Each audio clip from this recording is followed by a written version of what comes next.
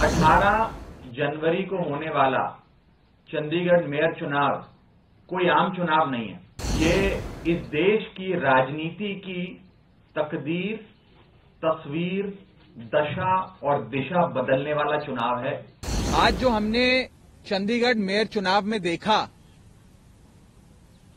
वो सिर्फ एक असंवैधानिक या गैर कानूनी चीज ही नहीं थी, बल्कि राष्ट्रद्रोह था, देशद्रोह था। ये चुनाव हमारा मानना है कि आने वाले 2024 के लोकसभा चुनाव की नींव रखेगा। अपनी हार को सामने देख बीजेपी ने षड्यंत्र रचे। और ये चुनाव इंडिया बनाम भाजपा के पहले मैच के पहले चुनाव के नाम से जाना जाएगा। ऑपरेशन लोटस करके आम आदमी पार्टी की और कांग्रेस के पार्षदों को खरीदने की कोशिश करी गई। इंडिया गठबंधन पूरी मजबूती से चंडीगढ़ मेयर चुनाव लड़ेगा और एक ऐतिहासिक निर्णायक जीत दर्ज कराएगा। बीजेपी ने अपने ही पार्टी के माइनॉरिटी विंग के ऑफिस बियरर को प्रिसाइडिंग अफसर बनाया। आज जो हमने चंडीगढ़ मेयर चुनाव में देखा वो सिर्फ एक असंवैधानिक या गैर कानूनी चीज ही नहीं थी, बल्कि राष्ट्रद्रोह था, देशद्रोह था। आज जो हमने फर्जीवाड़ा, जो गैर कानूनी काम, जो इलीगैलिटी चंडीगढ़ मेयर चुनाव में देखी है, उसे सिर्फ और सिर्फ राष्ट्रद्रोह कहा जा सकता है। आप सभी ये बात जानते हैं कि मेयर के चुनाव में 20 वोट इंडिया गठबंधन के पास थे और मात्र 16 वोट भारतीय जनता पार्टी के पास थे। 15 और 7 में अगर मैं एक और अन्य वोट भी जोड़ दूं, जहां 20 वोट आम आदमी पार्टी और कांग्रेस पार्टी के इंडिया गठबंधन के पास थे, वहां गठबंधन का जीतना, इंडिया अलायंस का जीतना तय था। और अपनी हार को सामने देख बीजेपी ने षड्यंत्र रचे। सबसे पहले 18 जनवरी को होने वाले चुनाव में प्रिसाइडिंग अफसर, जो चुनाव कराता है अफसर, उसे बीमार करके अस्पताल में भर्ती करा दिया ताकि उस दिन चुनाव ना हो।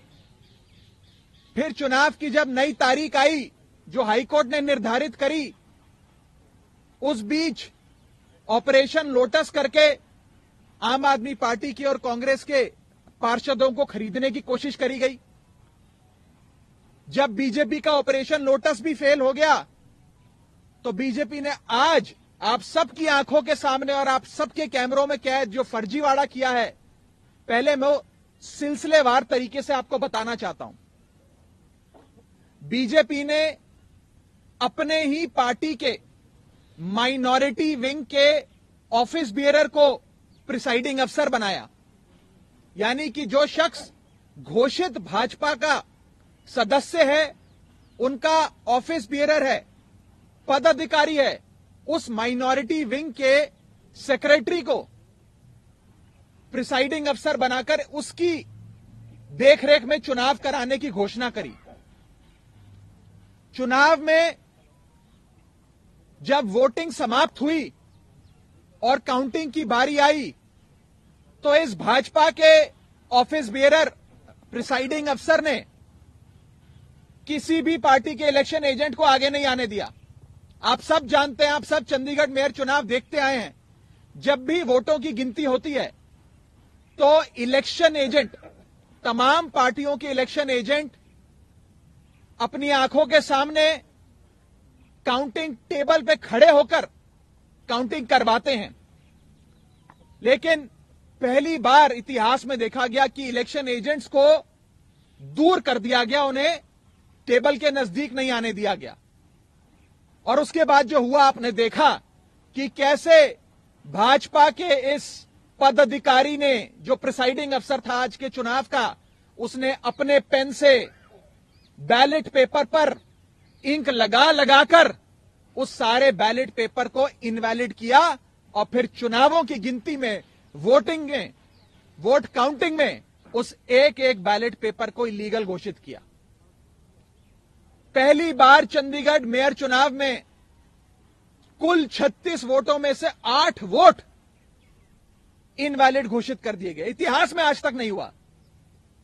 आम आदमी पार्टी और कांग्रेस के गठबंधन को 20 वोट पड़ने थे, हमें 12 वोट पड़े और हमारे 8 वोट इनवैलिड घोषित कर दिए गए और भाजपा का एक भी वोट इनवैलिड नहीं घोषित किया गया। भाजपा के और उनके कुल वोट 16 थे, उनको 16 वोट पड़े और आम आदमी पार्टी के 20 में से 8 वोटों को इनवैलिड यानी कि अवैध घोषित करके हमारे वोटों को घटाकर 12 कर दिया गया। साथियों, जब भी किसी भी वोट को अवैध घोषित किया जाता है या इनवैलिड करार दिया जाता है तो उस वोट को दोनों पार्टियों के काउंटिंग एजेंट को दिखाया जाता है अवैध घोषित करने से पहले।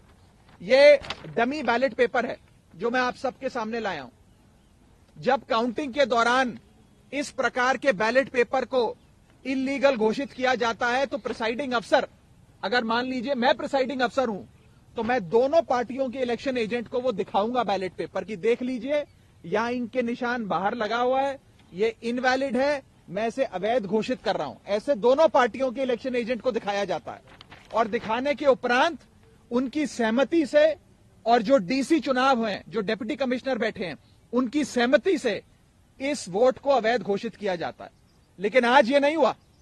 आज ना इलेक्शन एजेंट को दिखाया गया, ना डीसी को दिखाया गया और बस एक एक कर आम आदमी पार्टी के वोटों को और कांग्रेस पार्टी के वोटों को अवैध घोषित कर दिया गया।